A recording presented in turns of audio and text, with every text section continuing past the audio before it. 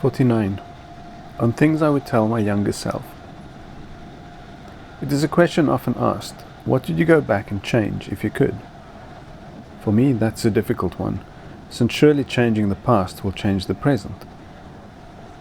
If I could, I would rather go back and tell myself things that could help, could make the journey smoother.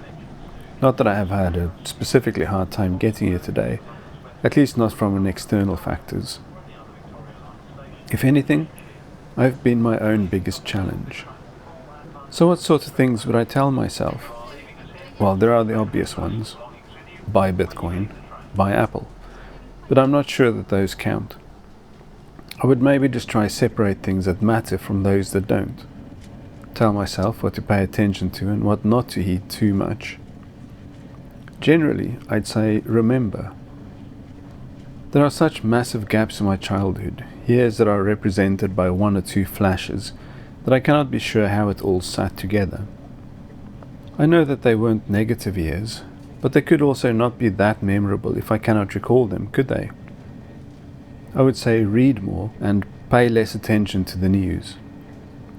News is so transient, the news cycle eats itself every few hours, as if it were thinking aloud. What makes it into the books is what actually happens, and what we learn from. I would say, get out of your own head and acknowledge the people around you. It really is no good living in your own head so much that the world passes you by. Even now, I would walk away from a conversation thinking, I have no idea what this person just said. Not acceptable. But I will also say, be more selfish. Make and take more time for yourself. Own your achievements and celebrate small victories. Write more, sleep more, record more. And if you spent less time consuming and more creating, we would be further along.